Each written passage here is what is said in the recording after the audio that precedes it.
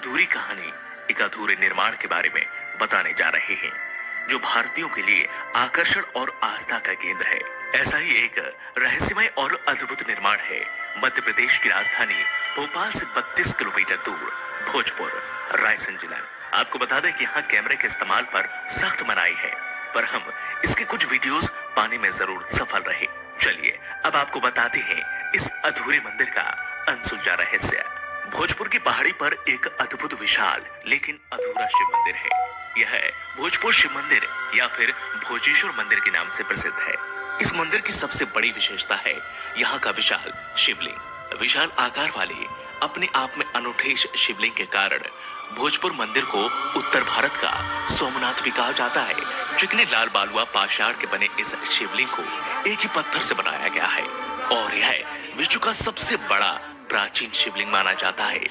परंतु यह अद्भुत मंदिर अपने आप में एक अबूझा अनसुलझा रहस्य समेटे हुए है। भोजपुर मंदिर का निर्माण अधूरा है। ऐसा प्रतीत होता है कि निर्माण कार्य एकदम से ही रोक दिया गया हो।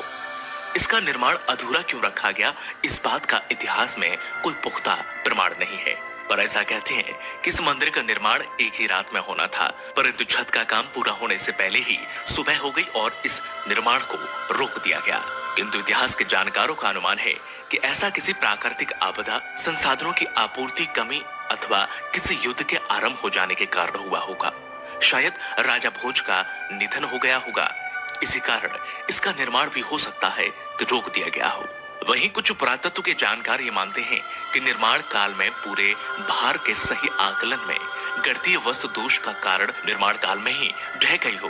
तब राजा भोज ने इस दोष के कारण इसे पुनः निर्माण न करके मंदिर के निर्माण को ही रोक दिया होगा। पर इस बात पर किसी को भी यकीन नहीं होता है।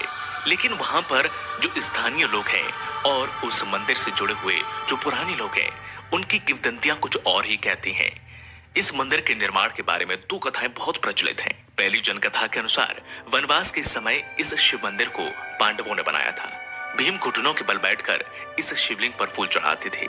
इस मंदिर का निर्माण द्वापर युग में पांडवों के द्वारा माता कुंती की पूजा के लिए इस शिवलिंग का निर्माण एक ही रात में किया गया था। जैसे ही सुबह हुई, पांडव लुप्त हो गए और मंदिर अधूरा रह गया। इसी के साथ इस मंदिर के पास ही बेतवा नदी है, जहां पर कुंती द्वारा कर्ण को छोड़ने की जनगाथाएं भी प्रचलित हैं। वहीं दूसरी मान्यता के अनुसार इस मंदिर का निर्माण मध्य भारत के परमार वंशीय राजा भोजदेव द्वारा 11वीं सदी में करवाया गया था।